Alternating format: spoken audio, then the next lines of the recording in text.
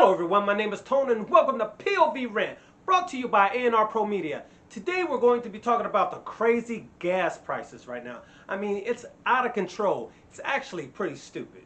And we're going to talk about that right now.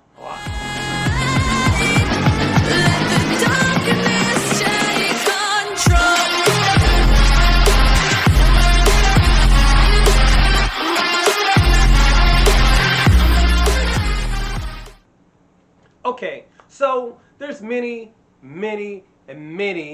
bullshit, I'll say that, reasons why they say the gas prices are so high. And we're going to go through them right now and we're going to debunk all of them, starting with this.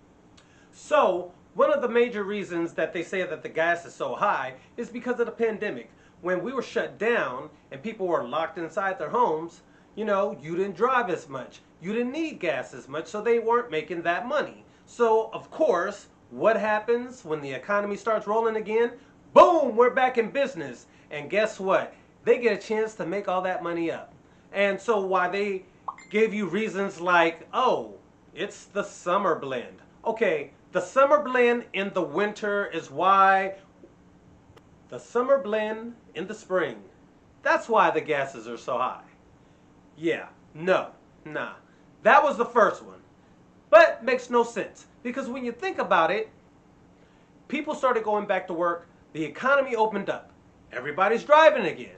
Okay, I can understand bumping it up for a little bit when everything first goes back to normal, but then you could have brought the prices down. But instead of going down, someone said, you know what? They didn't question that too much.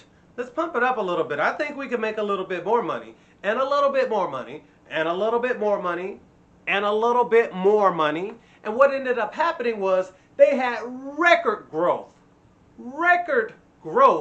during that quarter. They're hurting so bad, Chevron made over $11 billion worth of growth in that quarter. 11 billion. Exxon, they made 17 billion. But they will have you believe that they had to raise the price of the gas and quite a bit to make up for the gas that they lost, or the money that they lost. The money that they lost, they're making up for that. Now, if they were making up for money that they lost, then they should just be barely above the margin. Or they should be fighting to get back to a normalcy for this time of year in their profits. Something normal. Something that resembles normal is what they should be shooting for. If not a little profit on top of that. But to say that you're hurting and you make an excess, you make a profit of $11 billion, doesn't sound like it hurt much to me. The next reason really blows my mind, especially when you talk about things getting back to normal, people looking for jobs and looking for work again and getting back into that workforce. The next reason they said they had to raise gas prices, because the labor shortage. Excuse me, what? Labor shortage. I'm pretty positive that if you start handing out some jobs at these refineries that you closed down or that you claimed closed down, I'm pretty sure you won't have any problem filling those jobs. Especially with people looking for work and that kind of work, we're going to call bullshit on that too. Because people were looking for work. People needed jobs.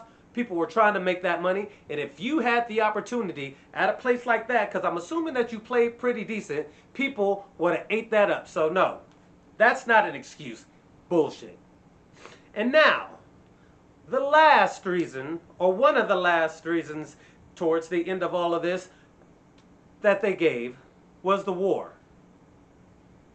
They said the war drove up our gas prices because we're getting cut off from a country that only supplied us with 9% of our gas, 9% of our fossil fuels. I'm sorry, 9%?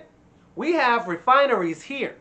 So what's the problem? Now, I know that we don't own those refineries, and I know that the businesses own them and they're under contract, but there should be some kind of provision that says that in times of crisis,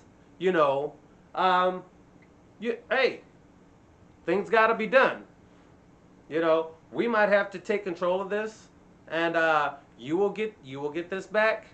We'll work something out on the money part, but yeah, we're gonna have to take control of these refineries, or there should be ways for us to pressure through legislation, taxes, and other things these refineries for price gouging. Because you think about it, they can't move the oil. I mean, other businesses, when you do that kind of thing, they try to get mad, and then they take their business elsewhere. They'll take it to another country or whatnot. Okay, well, if they want to go, bye. The oil stays here, so they're not going to leave. So there's ways that they can pressure them into bringing that down. But see, you have a lot of lobbyists and you have a lot of politicians that are getting money from these oil billionaires and these oil companies. And see, that's why they don't mess with that part of the legislation. So basically, we're being held hostage because somebody else is getting fat pockets. That's what it boils down to. When you have a labor shortage and you can't produce enough oil to sustain the country the way it was before things shut down because of the pandemic, that's a crisis. When you have a war in another country that out of the blue cuts off 9% of our fossil fuel intake, that's a crisis. And in crisis situation, that should supersede your business in this country, or your business for that time that it takes us to get back on track. At least that's the way the contract should have been wrote. So, what do we need to do? We probably need to take more of those sick out days to where you stop getting gas one day. And make that the regular, make that the norm.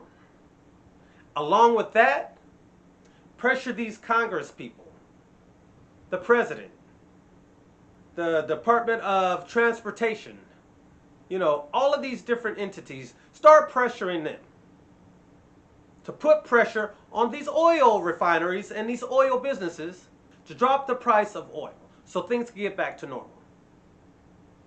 Because if they were really hurting, like they said they were, they wouldn't be making $17 billion profits. They wouldn't be making $11 billion profits.